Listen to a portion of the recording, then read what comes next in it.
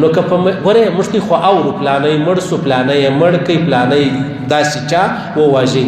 نو که ته ورسره خوشحاله سوې نو که چیرې هغه قاتل دا قتل ناحق کړی و چې څومره سزا د هغه د دغومره سزا ستا ده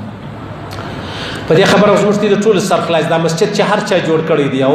بیا تور باندې خوشحاله سولې چې څومره جوړېدو والا ته الله اجرونه ورکوي دغومره اجرونه و هغه چا ته ورکوي چې په خوشحاله دی صحیح سلو دلته اوس یو سړی ناحقه ووژل سلو او بیا ما او تا نعوذ بالله استغفر الله ورباندې خوشحاله یو چې صبره د قاتل ګناه د جرم دی دغومره د هغه چا جرم دی ګناه ده چې کوم څوک په دې باندې خوشحاله دي لزوال الدنيا اهون على الله من قتل مؤمن بغیر حق رواه البيهقي د الله رسول فرمایي د ټولې دنیا ختمېده دومره ستړې سخته مشکله خبره نه ده لکه د یوه مسلمان ناحقه وژل کېده د الله په دربار کې دا اووم ځکې دي و اسمانونه دي دا راچپس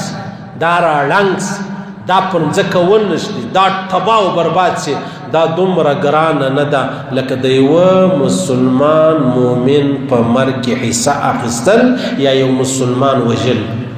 و چې په تیرا کې د مسلمانان ووژل سو چا ووژل ولې ووژل پر څه شی ووژل د چا پر لاس موږ دغه وینې تلاش کو له چا انصاف وغواړو له چا عدل وغواړو له چا امان وغواړو له چا پناه وغواړو و چا ته وژاړو